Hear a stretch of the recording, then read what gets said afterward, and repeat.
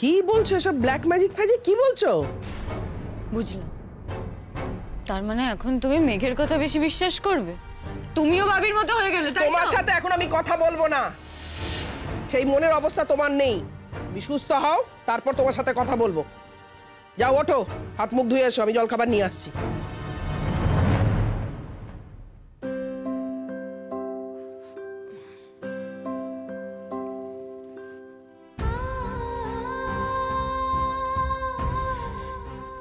পাগলামি করিস না মা, কেন এরকম করিস বলতো? তুই কিছু হলে কি হবে বলতো আমার? জীবনটাকে নিয়ে ছেলে খেলা করিস না মা। তোর কিছু হলে আমি খুব কষ্ট পাই, আমার খুব চিন্তা হয় মা। লক্ষ্মী নামে যা মা, উঠে হাত মুখ ধুয়ে নে।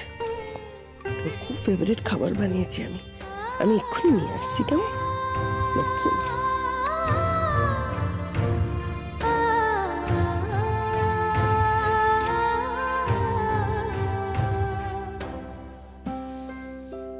কি খুঁজছিস? আমার ফোনটা কোথায়?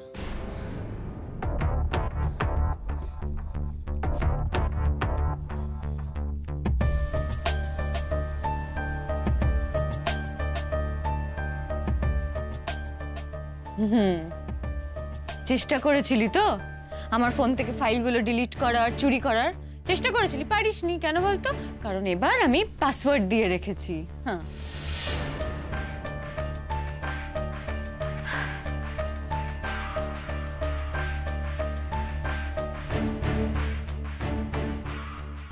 মেঘ, সব তাস এখনো শেষ হয়ে যায়নি। নীলকে শেষ করার তাস এখনো আমার কাছে আছে। তবে ওই ওষুধটা আগে আমি তোর উপর টেস্ট করব, দেখবো কি রেজাল্ট হয়। আমি তো জানি মেঘ, তুই এখনো নীলের গলা জড়িয়ে প্রেম করার জন্য তৈরি হচ্ছিস। এবার দেখ সেই প্রেম আমি কিভাবে জমিয়ে দিই, একদম ফ্রোজেন করে দিই।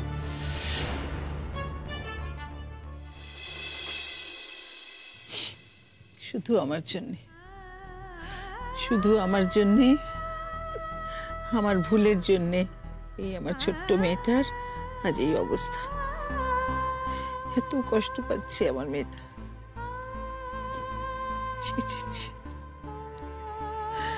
ঈশ্বর যেন এই জন্য আমাকে কোনোদিন ক্ষমা না করেন। বৌদি, এ তুমি কি বলছো? ঠিকই বলছি ভাস্কর।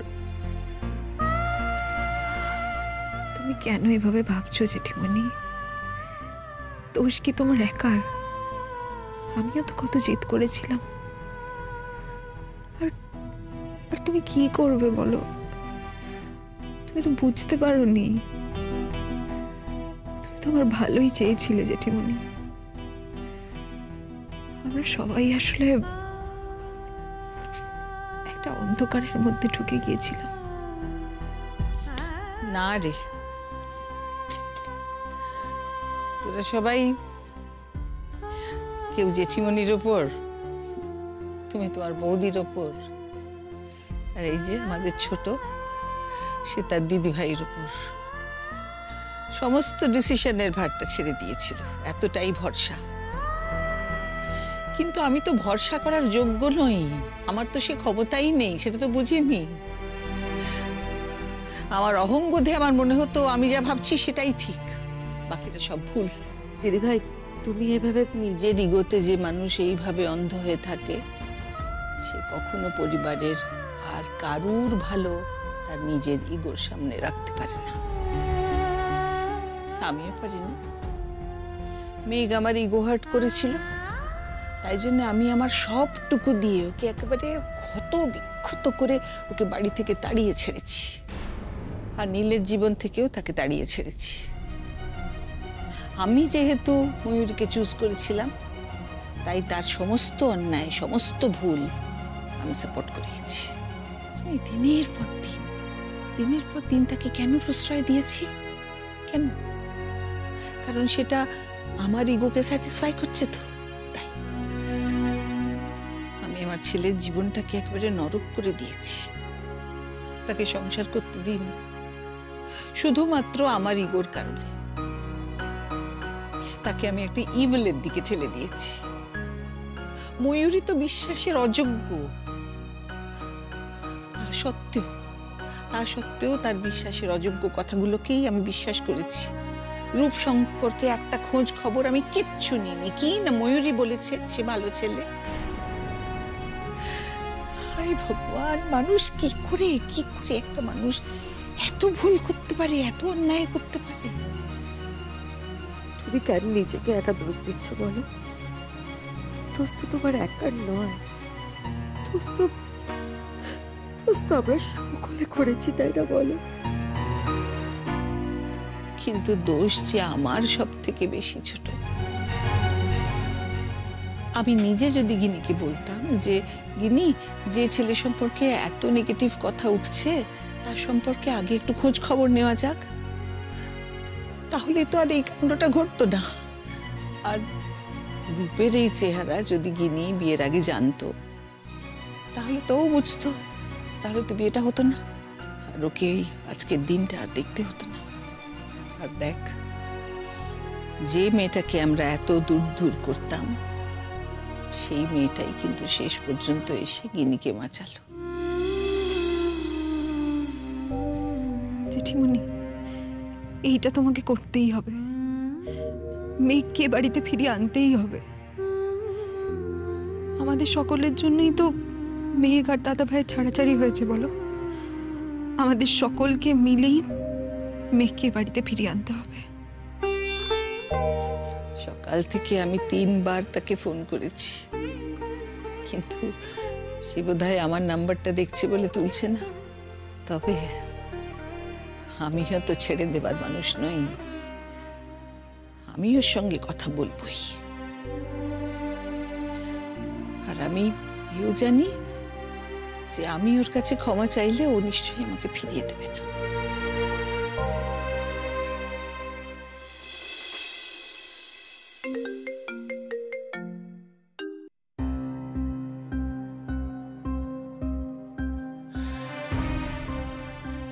अरे रेडी?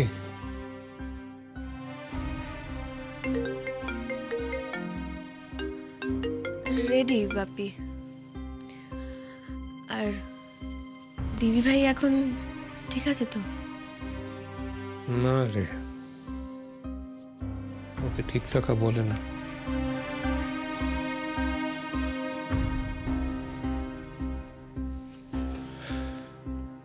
সবচাইতে ডিস্টার্বিং ব্যাপার কি বলতো, ওর মধ্যে কোনো অনুশোচনা নেই। একবারও মনে হচ্ছে না যে ওকে নিজেকে শোধরাতে হবে। একবারও মনে হচ্ছে না যে যা করেছি ভুল করেছি। এখন ওর মধ্যে মাথায় ঘুরে চলেছে আমি এর তাই ক্ষতি করব, ওর তাই ক্ষতি করব। অবসেসড। ওর মনে হচ্ছে যা কিছু হচ্ছে সব ওর সর্বনাশ করবার জন্য হচ্ছে। এটাই আমিও বুঝতে পারি না বাপি। দিদিভাই যে কেন নিজের জীবনের প্রতিদ্বন্দ্বী ভেবে নিল আমাকে, আমি বুঝতে পারি না। যাকে তুমি এত টেনশন করো না। আমি যাই করি না কেন ওর মনে হয় যে আমি ওটার এগেনস্টে করছি। আমি তো অনেকবার বুঝিয়েছি, বলো না বুঝলে আমি কি করতে পারি। চল, দেরি হয়ে যাবে। চলো।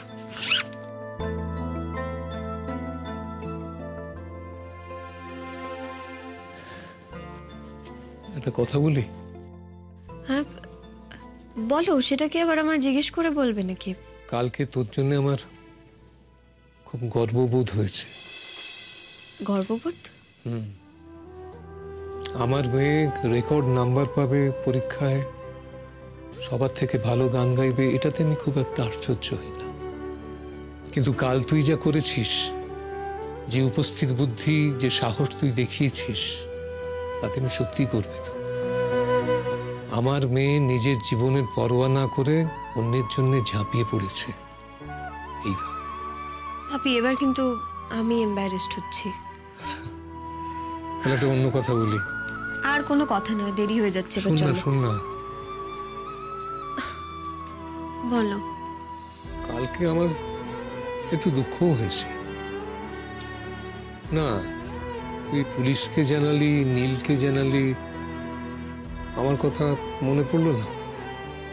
আর জিষ্ণু ফোন করে না জানালে তো আমি তো জানতেই পারতাম না। কি মুশকিল বলো তো বাপি, গিনি নীলের বোন, এখন নীলকে তো ডাকতেই হবে। হ্যাঁ, সে তো ডাকতেই হবে। বাপি তো এলেবেলে, বাপিকে ডেকে লাভ কি? বাপি, এবার কিন্তু তুমি আমার লেগ পুল করছো, দেখো। আচ্ছা ঠিক আছে, ঠিক আছে, চল। কাটবি না। কে ফোন করছে? কেউ না, তুমি চলো। নীল? না, নীল না, ও কাল করেছিল কিন্তু আমি ধরিনি। এখন কে করছে? নীলের মা, উনি সকাল থেকে ফোন করেই যাচ্ছেন। আমাকে দে। আপনি ছাড়ো না, কোনো দরকার নেই, কথা বলতে হবে না। দরকার আছে, দে।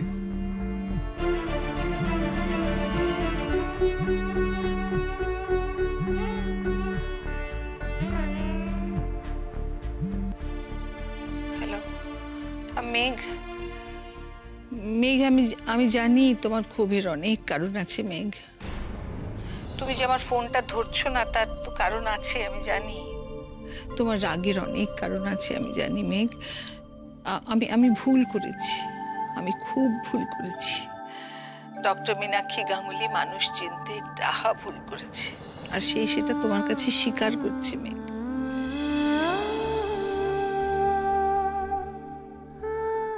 দেখুন, আপনি মানুষ চিনতে ভুল করেছেন কি করেননি সেটা আমি জানি না, কিন্তু আমি যে বিরাট বড় একটা ভুল করে ফেলেছি সেটা আমি জানি। এনিওয়ে, আপনার কি অন্য কোনো কথা বলার আছে তাহলে বলুন, কারণ আমার দেরি হয়ে যাচ্ছে, আমি বেরোবো, আমি ফোনটা রাখছি। হ্যাঁ মেঘ, আমি জানি তোমার সঙ্গে চরম অন্যায় হয়েছে, আমি জানি, কিন্তু তবুও আমি তোমাকে অনুরোধ করছি মেঘ, তুমি যদি পারো প্লিজ এগুলোকে ভুলে গিয়ে তোমার জীবনটাকে আবার নতুন করে শুরু করো। হ্যাঁ,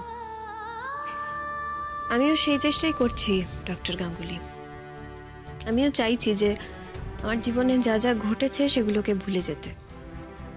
ওগুলো আমার জীবনের নাইটমেয়ার। মেঘ প্লিজ এভাবে বলো না, প্লিজ। দেখো, আমি হয়তো তোমাকে মেনে নিতে পারিনি, আমি আমার মনের দরজাগুলো সব বন্ধ করে রেখেছিলাম, তাই জন্য আমি তোমাকে মানতে পারিনি।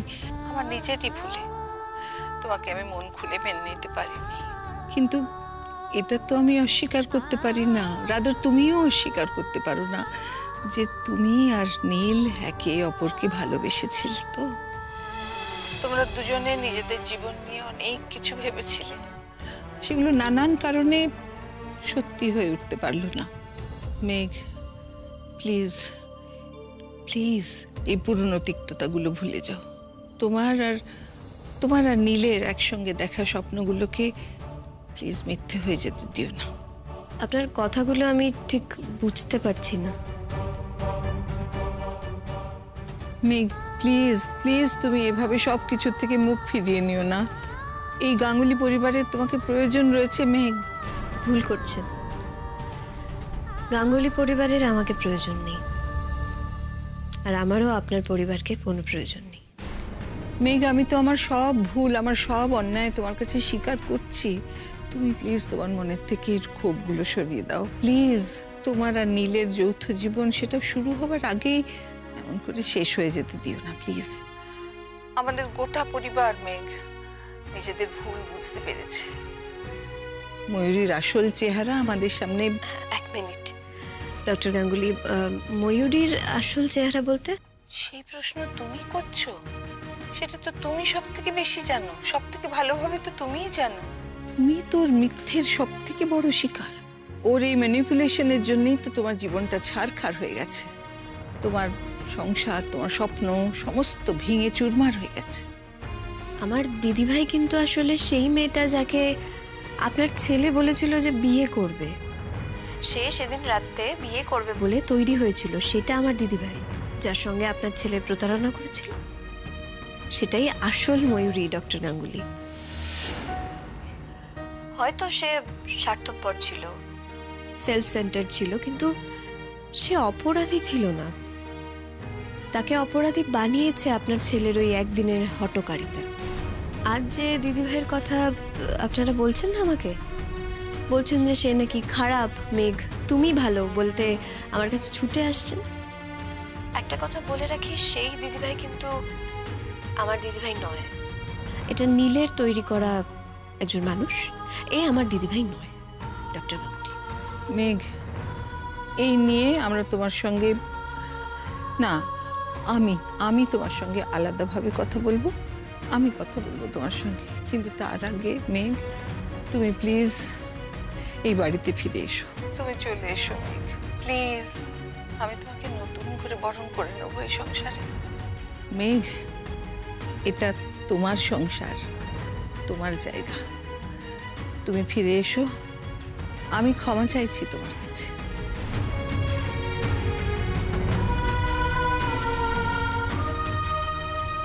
ডক্টর গাঙ্গুলি, আমি মেঘের বাবা বলছি। আমি আপনাদের কথোপকথন পুরোটাই শুনেছি। ইনফ্যাক্ট আমি ওকে ফোনটা ধরতে বললাম, ও ফোন ধরতে চাইছিল না, কিন্তু এখন আমার মনে হচ্ছে যে ফোনটা ধরতে বলে আমি ভুল করেছিলাম। আমি জানি আপনাদের পুরো পরিবারের আমাদের উপর রাগ থাকার যথেষ্ট কারণ আছে।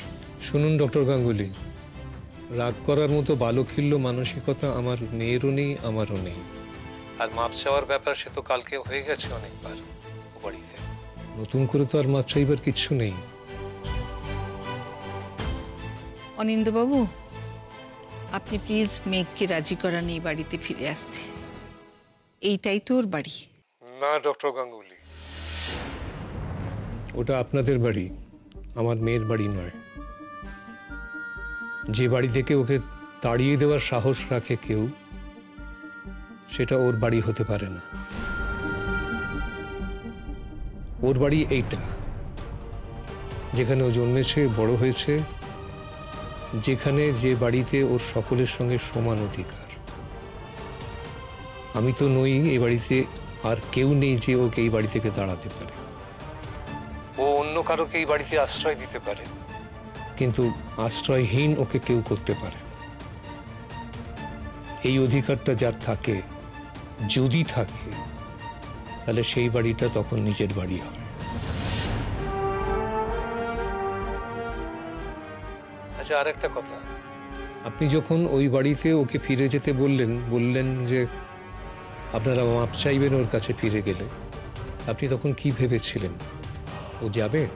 আপনার কি মনে হয়েছে যে মেঘ অত্যন্ত আত্মমর্যাদাহীন একটি মানুষ, যাকে আপনারা যখন খুশি তাড়িয়ে দিতে পারেন, আপনাদের বাড়ি থেকে সে সব কিছু নিয়ে বেরিয়ে আসবে, তারপর হঠাৎ কোনো সময় আপনাদের মনে হবে যে আপনারা ভুল করেছেন, তখন আবার ফোন করে বলবেন যে তুমি চলে এসো, তোমার কাছে আমরা মাপ চেয়ে নেব, তোমাকে বরণ করে নিয়ে আমরা তোমাকে ধন্য করব। অনিন্দবাবু, প্লিজ প্লিজ আপনি এইভাবে কথা বলবেন না। তাহলে কিভাবে বলবো বলুন তো ডক্টর গাঙ্গুলি? কিভাবে বললে আপনি বুঝতে পারবেন যে আত্মসম্মান বলে একটা জিনিস আছে এবং সেটা আমার মেয়ের মধ্যে অত্যন্ত প্রবল? আপনার এইভাবে ডাকা ওর সম্মানহানি ঘটাচ্ছে। তাই আমি চাইবো যে ভবিষ্যতে এইরকমভাবে ওকে ফোন করে আপনি বিরক্ত করবেন না প্লিজ। কি ভাবেন বলুন তো আপনারা নিজেদেরকে? প্লিজ আমি রিকোয়েস্ট করছি, আপনি এইভাবে ফোন করে ভবিষ্যতে আমার মেয়েকে এই ধরনের কথা কখনো বলবেন না।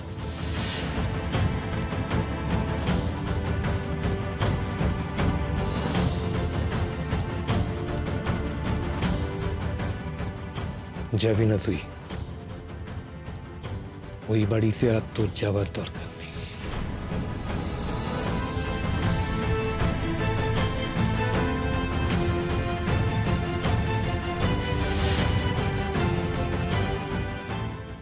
রাজি হলো না তো? না, রাজি হয়নি।